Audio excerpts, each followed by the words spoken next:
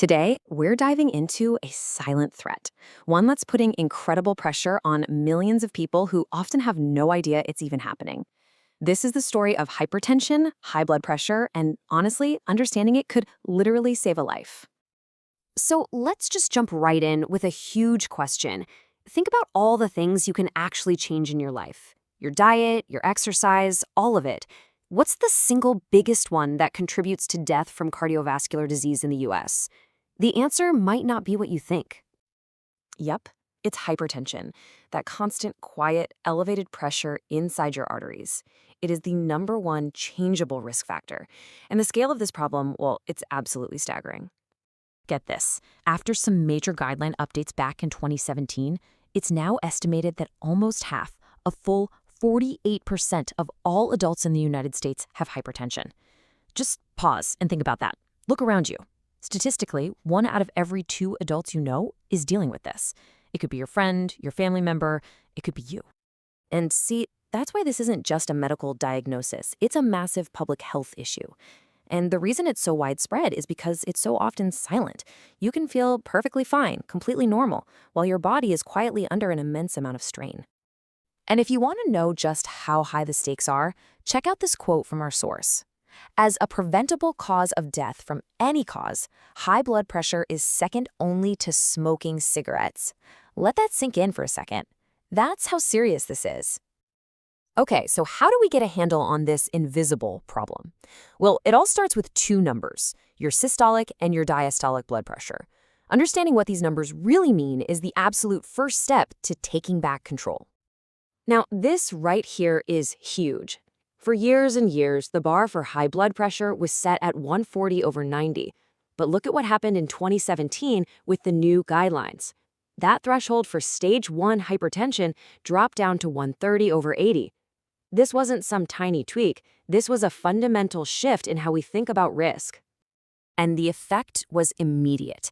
Overnight, the number of American adults considered to have hypertension jumped by almost 14%. Millions of people who thought they were in the clear, or maybe pre-hypertensive, were suddenly reclassified. And why?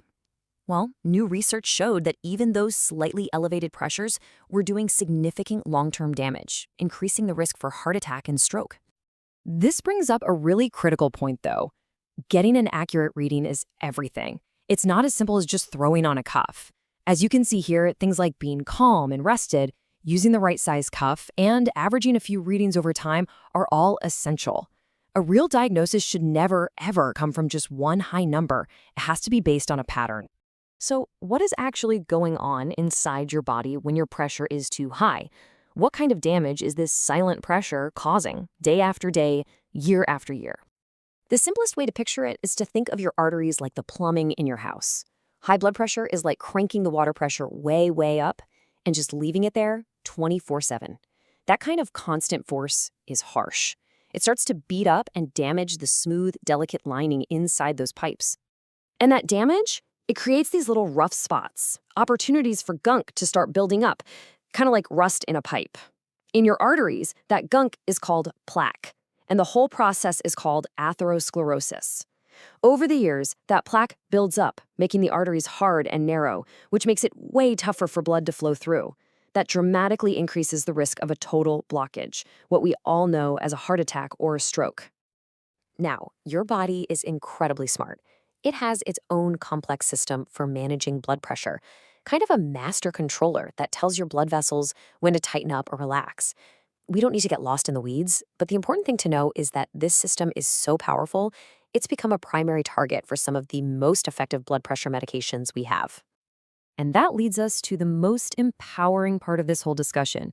Because yes, high blood pressure is a serious problem, but it is absolutely a manageable one. There are proven, effective ways to get those numbers down and protect your health for the long haul. The foundation of managing blood pressure always starts with lifestyle. And these are not just vague suggestions. They are proven, powerful interventions. Take weight loss, for example. For every kilogram, that's about 2.2 pounds, you lose, you can expect your blood pressure to drop by about 1 point. That's a direct link. Combine that with a heart-healthy diet, cutting back on salt, and getting regular exercise, and you've created a powerful force for lowering your pressure naturally. But listen, For a lot of people, lifestyle changes alone just aren't going to be enough to get them to their goal. And that is totally okay, because that's where modern medicine comes in with an incredible toolkit of medications to help get the job done. Doctors usually start with one of these four main classes of medications. Some, like diuretics, are basically water pills that help your body get rid of extra salt and fluid.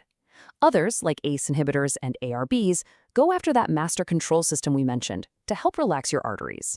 It's all about finding the right tool for the right person, but they are all proven to lower pressure and save lives. So let's pull all this together. We've looked at the problem, the mechanics, and the solutions. What's the final blueprint? What's the main thing to walk away with? It boils down to this. High blood pressure is serious. It is not something you can just ignore. It is incredibly common, so there's absolutely no shame in it. But, and this is the most important part, it is highly manageable. You have the power to control it. But at the end of the day, you can't manage what you don't measure.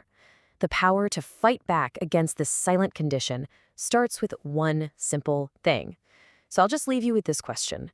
Knowing everything you know now, when was the last time you really knew your numbers?